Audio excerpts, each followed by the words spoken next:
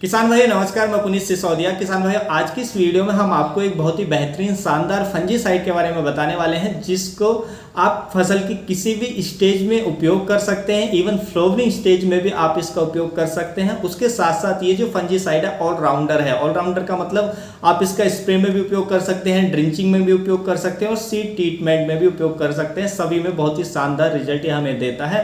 तो आज की इस वीडियो में जो हम बात कर रहे हैं वो कर रहे हैं रेडोमेट 35 जो फंजीसाइड आता है हाईफील्ड कंपनी का, उसके बारे में। यदि हम इसके और ब्रांड नेम की बात करें तो देखिए इंसेक्टिसाइड इंडिया कंपनी का भी हमें मिल जाता है हिमिल गोल्ड के नाम से, और भी अन्य कंपनियों का अन्य ब्रांड नेम से ये मिल जाता है। तो आप किसी भी कंपनी का आप ले सकते हैं, तो उसके जो हमें अच्छे रिजल्ट ही देखने को मिलते हैं। तो आज की इस वीडियो में हम रेडोमेट 35 के बारे में कंप्लीट इन्फॉर्मेशन लेंगे। इसके अंदर टेक्निकल क्या है, कौन कौन सी फसलों पर स्प्रे कर सकते हैं, कौन कौन से रोगों पर ये हमें अच्छा रिजल्ट देता है, इसकी डोज क्या है, रेनफास्टनेस रेट क्या है, रेसिडुअल एक्टिविटी क्या है, और उसके साथ साथ हम ये भी जानेंगे कि इसका कॉम्बिनेशन हम कौन से फंजीसाइड के साथ करके और भी बेहतर हम रिजल्ट अपनी फसलों से ले सकते हैं। तो कंप्लीट इन्फॉर्मेशन लेंगे, इसके प्राइस के बारे में भी जानेंगे। वीडियो अच्छा लगे तो लाइक कीजिएगा, अच्छा ना लगे तो आप इसे डिसलाइक भी कर सकते हैं। तो चलिए जानते हैं। देखिए जो रेडोमेट 35 फंजीसाइड आता है, इसके अंदर यदि हम टेक्निकल की बात करें तो इसके अंदर हमें मेटालैक्सिल 35% WS फॉर्मुलेशन में देखने को मिलता है। ये जो टेक्निकल है ब्रॉड स्पेक्ट्रम है, यानी कि बहुत सारे रोगों को, फंगस को कंट्रोल करने का काम करता है। और ये सिस्टेमिक होता है, जिस स्प्रे के बाद प्लांट के सिस्टम में चला जाता है, और ये हमारे जो पौधा है, जो फसल है, उसको प्रोटेक्टिव और क्यूरेटिव करने का काम करता है। प्रोटेक्टिव मतलब उसको सुरक्षा प्रदान करता है, क्यूरेटिव मतलब यदि रोग है तो रोग को ये ठीक करने का काम करता है। तो इस तरीके से इसके अंदर दो एक्शन पाए जाते हैं।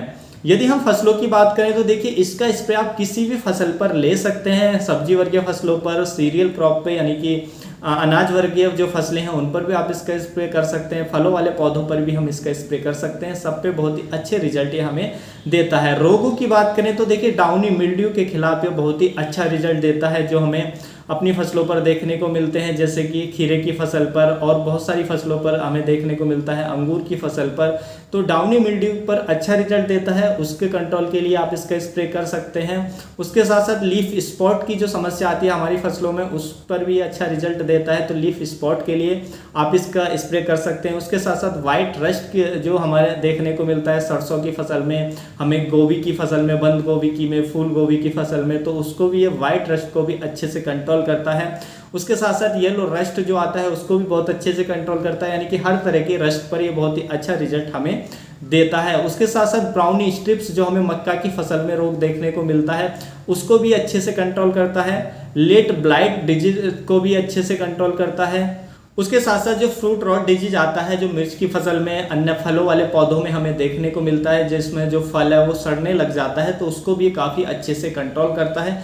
तो इन सभी रोगों के लिए आप इसका स्प्रे देते हैं तो सब पर ये बहुत ही अच्छा रिजल्ट हमें देता है। यदि हम इसकी डोज की बात करें तो इसकी जो डोज हमें रखनी होती है 0.5 ग्राम पर लीटर पानी में मिलाकर हमें स्प्रे करना होता है, यानी कि हमारे 1 एकड़ की फसल के लिए इसकी जो 100 ग्राम मात्रा है वो हमें पर्याप्त रहती है। देखिए 100 ग्राम की यदि हम इसकी कीमत की बात करें तो जो 100 ग्राम की कीमत है, यानी कि 1 एकड़ का जो हमें इसका खर्चा आता है वो लगभग 250 से लेके 300 रुपये के आसपास हमें पड़ता है। तो ज़्यादा एक्सपेंसिव भी हमें नहीं पड़ता। यदि हम इसके रेनफास्टनेस रेट की बात करें तो स्प्रे के बाद इसका रेनफास्टनेस रेट 2 घंटे का होता है, यानी कि स्प्रे के बाद 2 घंटे तक बारिश नहीं आती है, तो इसके रिजल्ट हमें काफ़ी अच्छे देखने को मिल जाते हैं। यदि हम इसकी रेसिडुअल एक्टिविटी की बात करें तो इसकी रेसिडुअल एक्टिविटी 10 से 12 दिनों की होती है, यानी कि स्प्रे के बाद यदि 10 से 12 दिनों तक ये हमारी फसल को प्रोटेक्टिव करता है, सुरक्षा प्रदान करता है।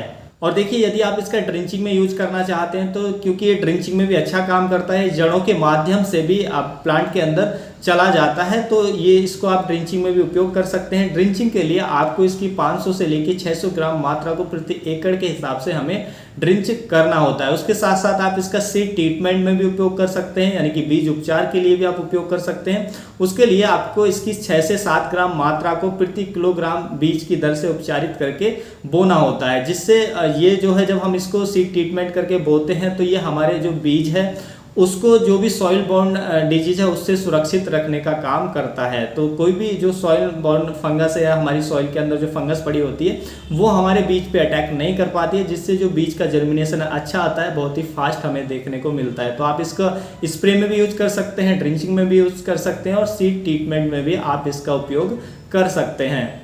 देखिए यदि हम इसके कॉम्बिनेशन की बात करें तो देखिए जितने भी नॉर्मली यूज होने वाले इंसेक्टिसाइड हैं, फंजीसाइड हैं या प्लांट ग्रोथ रेगुलेटर है, सबके साथ ये कंपेटेबल है। आप इसको मिलाकर स्प्रे कर सकते हैं। लेकिन हम इसके शानदार रिजल्ट की बात करें तो जो भी हमारे कॉन्टैक्ट फंजीसाइड है उनके साथ यदि आप इसको मिलाते हैं तो बहुत ही अच्छे रिजल्ट ये हमें देता है। जैसे कि हम इसको जो हमारा एंडोफिल कंपनी का आता है M45 के नाम से, जिसके अंदर मैनकोजेब होता है 75%, उसके साथ यदि आप इसका मिक्स करके स्प्रे करते हैं तो बहुत ही अच्छे रिजल्ट हमें मिलते हैं, क्योंकि जो मैनकोजेब होता है वो कॉन्टैक्ट फंजीसाइड होता है और ये जो हमारा रेडोमेट 35 है इसके अंदर जो मेटालैक्सिल है सिस्टेमिक फंजीसाइड है। तो दोनों के बहुत ही शानदार रिजल्ट हमें फिर देखने को मिल जाते हैं। तो आप मैनकोजेब के साथ इसको मिलाकर स्प्रे कर सकते हैं। देखिए इन दोनों का कॉम्बिनेशन मेटालैक्सिल प्लस मैनकोजेब का जो हमें सिंजेंटा कंपनी का रिडोमिल गोल्ड देखने को मिलता है, उसके अंदर भी ये दोनों टेक्निकल हमें देखने को मिल जाते हैं। लेकिन वो जो रिडोमिल गोल्ड है वो एक्सपेंसिव होता है, तो आप उसके बजाय आप इन दोनों को लेकर के भी और इनको मिक्स करके स्प्रे करते हैं तो बहुत ही अच्छे रिजल्ट आपको देखने को मिल जाते हैं। उसके साथ साथ देखिए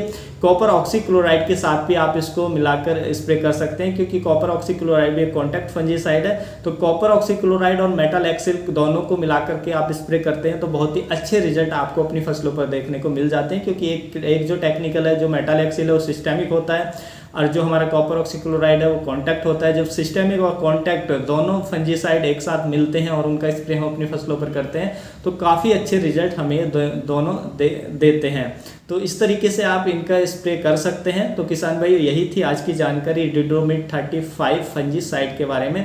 जानकारी अच्छी लगी तो वीडियो को लाइक कीजिएगा, अन्य फार्मर के साथ इसको शेयर जरूर कीजिएगा ताकि उन तक भी ये जानकारी पहुंच सके। मिलता हूं आपको नेक्स्ट वीडियो में नई जानकारी के साथ, तब तक के लिए आप अपना ख्याल रखिएगा। धन्यवाद।